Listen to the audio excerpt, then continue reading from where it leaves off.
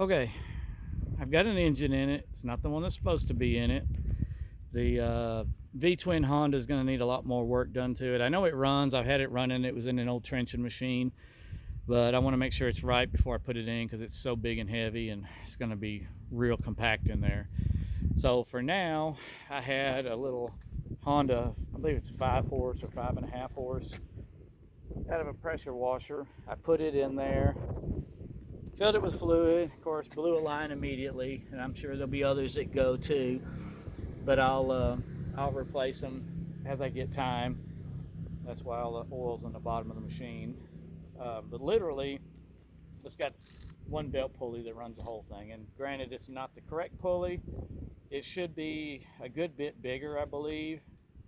The ones I have are a 7 and an 8 inch, and I think that's what it's supposed to have on it.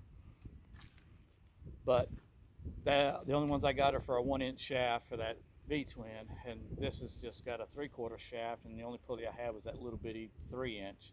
So it does run and drive, but it doesn't go very fast. I know they're not supposed to go real fast anyhow, but this thing is like creeper gear almost, which is good because it's got the torque to pull itself around, and it really doesn't bog down much other than the engine's just got some old gas in it. But I will set this down, and and the levers, I still got to do some adjusting on them. It tends to creep backwards, and it could be just they're still a little sticky. But anyways, I'll set the phone down and fire it up, and it is a pressure washer engine, so it just runs full throttle or nothing. But that's fine. Like I said, this is just temporary, just to test the drives out, make sure it works, and it does. So let me set this down and I'll fire it up and drive it around.